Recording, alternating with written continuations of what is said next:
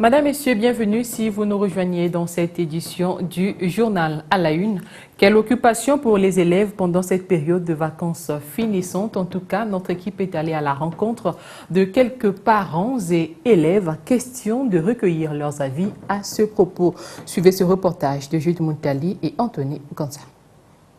Partir au village pendant les vacances pour apprendre la pêche, la chasse, mais aussi pour puiser au plus profond la sagesse des anciens. Tel était jadis le rêve des élèves pendant les vacances. Une réalité qui n'est plus la même aujourd'hui, pensent ces parents d'élèves.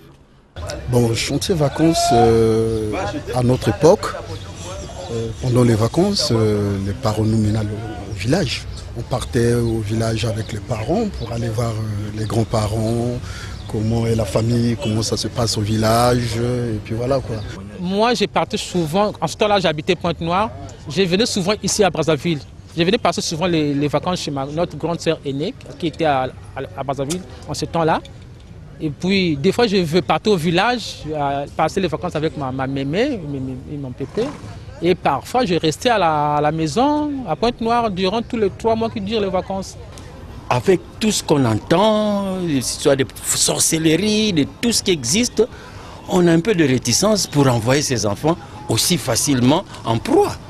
Ici, à Brazzaville, pendant cette période de vacances scolaires, chaque élève tente de s'occuper à sa manière. Pendant les vacances, je fais les tresses. Les tresses. C'est ça. Chez nous, par jour, je peux tresser 3, c'est jusqu'au soir 4. Alors, avec cet argent, je peux faire la rentrée, je peux donner chez maman. Au fait, pour ces vacances, vu que je n'ai pas encore commencé avec le son, je fais le marketing à Airtel Money pour me permettre, en fait, septembre, d'avoir au moins quelque chose en main pour commencer avec les cours. Bon, pendant ces vacances, je travaille à mi-temps à Megatime. Je suis comme assistant au gestionnaire réseau.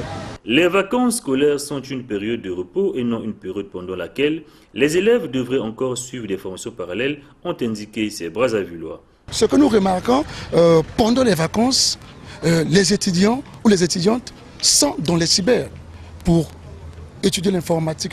Or, ils devaient aller dans les chantiers pour acquérir un peu quelque chose parce qu'il y a la rentrée qui se présente.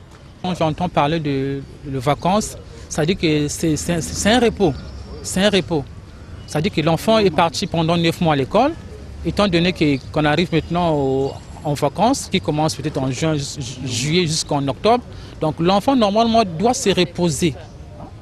Donc le mot vacances veut dire repos. L'enfant doit se reposer. Tout le temps, durant tout le temps qui va durer les vacances, l'enfant doit se reposer. Les parents devraient donc assister, sinon orienter leurs enfants sur le comportement observé pendant les vacances.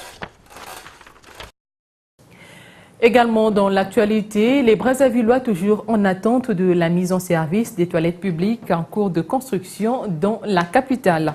Quelques-unes sont déjà visibles dans certains endroits de la ville, comme le montre ce reportage de Steven Elinga et Eric Kabamba. L'initiative est du conseil départemental et municipal.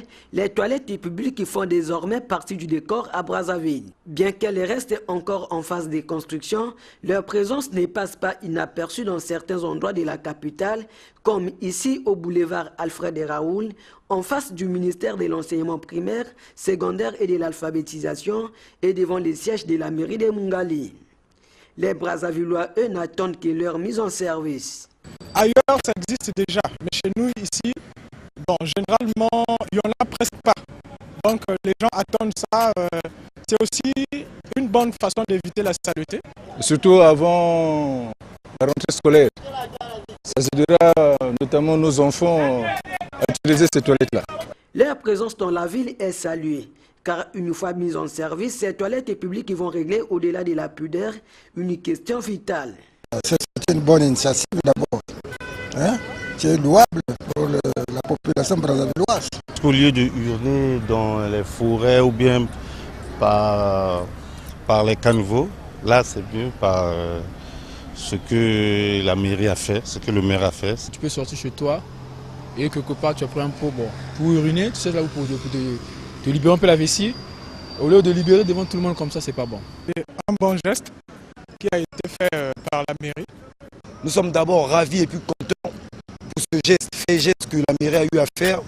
Parce que nous savons qu'aujourd'hui, beaucoup de Congolais ont l'habitude d'uriner sur les murs des gens ou dans les ruelles. Mais si aujourd'hui la mairie a eu, comment dirais-je, l'idée de pouvoir mettre des toilettes publiques, mais nous ne savons pas encore si ça sera payant ou gratuit. À la mairie centrale où nous nous sommes rendus pour en savoir davantage, notamment sur la date de livraison de ces toilettes publiques, les personnes censées nous répondre seraient en mission de travail. Poursuivons ce journal. Comment améliorer l'offre alimentaire dans le pays de Mpangala, situé à l'ouest du département du Poul? La question était au centre de l'entretien que la ministre des Affaires sociales et de l'Action humanitaire, Antoinette Ndinga-Diondo, a eu ce lundi dans la capitale avec une délégation des fonctionnaires du Congrès américain conduite par l'ambassadeur des États-Unis au Congo. Les détails avec Jude Moutali et Anthony Gonza. Le dimanche 26 août dernier, l'ambassadeur des États-Unis d'Amérique au Congo et ses fonctionnaires du Congrès américain effectuaient une descente humanitaire à Banzandunga, dans le département du Poul. Ce lundi, il était donc question pour eux de venir faire le point de leur voyage avec la ministre des Affaires sociales, Antoinette Ndinga-Diondo. Pour parer au plus pressé aux besoins de ces populations du Poul, l'ambassadeur des USA au Congo a octroyé une somme de 3 millions de dollars au programme alimentaire mondial afin de lutter contre l'insécurité alimentaire dans cette zone. Todd Haskell à sa sortie de Jones. Il y a beaucoup de choses. Vraiment, c'est une priorité pour nous. Le pays dans le Poul, c'est quelque chose qui maintenant nous pouvons faire l'assistance, mais aussi de travailler avec la ministre améliorer la situation dans le Poul. Nous avons avec nous ici des visiteurs, des conseillers de Congrès aux États-Unis parce qu'il y a beaucoup d'intérêt chez nous dans la situation dans le Poul. Et comme j'avais dit plusieurs fois, vraiment, nous félicitons le gouvernement et des rebelles pour le courage, la sagesse de faire le paix dans le Poul. Et maintenant, c'est important de ne pas oublier la situation là-bas, mais continuer d'améliorer, de travailler avec nos partenaires pour aider la population. Un projet qui permettra d'améliorer l'accès au marché dans les zones enclavées. La commission électorale de la Fédération congolaise de football a été reçue ce lundi par le Comité national olympique et sportif congolais. Cette réception s'inscrit dans le cadre des préparatifs de l'Assemblée générale élective de la FECOFOOT prévue le 25 septembre prochain. Ulricha Diobi et Eric Kabamba pour plus de précisions. C'est une audience très significative pour Timo Léon Didier Potter Moussa et sa suite, qui depuis bien de semaines multiplient des visites des institutions sportives nationales en vue de baliser la voie de l'Assemblée générale élective de la FECOFOOT. Ils ont sollicité une audience simplement pour nous remettre l'ensemble de la documentation qui va présider leur travail d'ici la tenue de leur future Assemblée générale élective. Donc nous nous sommes mis à leur écoute. Et ils nous ont remis les documents de travail qu'ils ont pris depuis qu'ils ont été investis de cette mission. Et le comité olympique leur a prodigué des conseils pour pouvoir conduire cette activité-là. L'arrivée de la commission électorale au CNOSC vient par ailleurs dissiper le brouillard qui planait depuis 2014 dans les relations entre la FECOFOOT et cette institution mère du sport congolais. Nous nous sommes entendus. Il y avait certainement en 2014 les problèmes des individus qui n'ont pas voulu lire les textes. Aujourd'hui, je leur ai remis le code électoral, les statuts de la fédération et le guide de la fédération, ainsi que certaines dispositions protocolaires que nous avions prises. Et je crois qu'ils vont en faire bon usage. Et ils nous ont remerciés, et c'est parce que le secrétaire général même m'a dit que c'est la première fois qu'ils ont reçu les documents de la FEDE. Le Comité national olympique et sportif congolais est certainement la dernière étape de ces consultations. Il reste donc à la commission de rendre publique la liste des candidats retenus pour l'élection du comité exécutif de la FECOFOOT, à laquelle on annonce déjà un seul prétendant après le retrait de son challenger. Et enfin, au sortir de la 25e journée, Asoto occupe la tête du championnat avec 56 points. Bon dernier, Saint-Michel de Wenzé avec 13 points ce lundi. Étoile du Congo a reçu JST et Patronage, quant à lui, était face à Tango FC. Les détails avec Fidel Sagar Djamba. Dimanche, dans ce complexe, Alphonse Massamba-Déba, l'équipe de l'Interclub a fait jeu égal avec AC Léopard, un but partout. Les militaires ont été les premiers à ouvrir la marque et ont même raté un penalty. Les Fauves, tenus en échec une semaine auparavant par FC Konzo à Madingu, 2 buts partout, ont réagi en égalisant. Malheureusement, le but du break n'est pas arrivé, d'où ce match nul. Diable Noir, de son côté, recevait la formation ponténégrine de Veklo Mokanda. La victoire des locaux s'est fait attendre, surtout que les attaquants ont brillé par des ratés incalculables. Heureusement pour les Noirs et Jaunes, Benny Makwana est passé par là pour ouvrir la marque.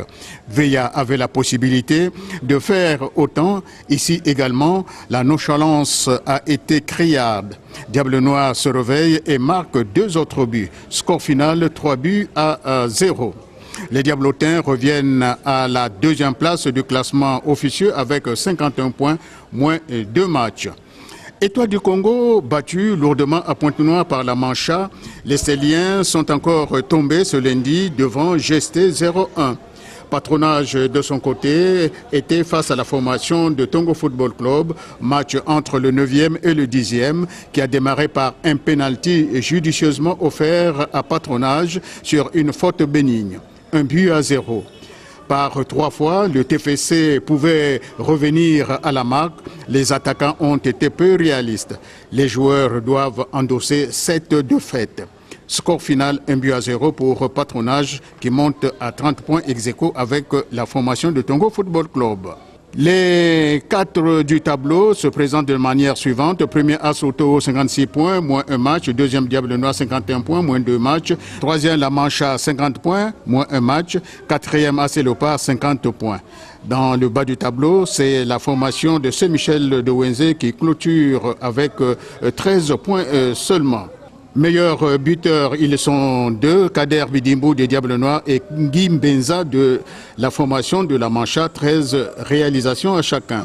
Meilleure attaque, celle des Diables Noirs, 50 buts inscrits. Mauvaise défense, GSP, 40 encaissés. Mauvaise attaque, celle de Veklo Mokanda, 13 buts seulement. Saint-Michel n'a gagné à cette phase que 2 matchs. Et voilà, c'est tout pour cette session d'information. Merci à vous de l'avoir suivi. Au revoir.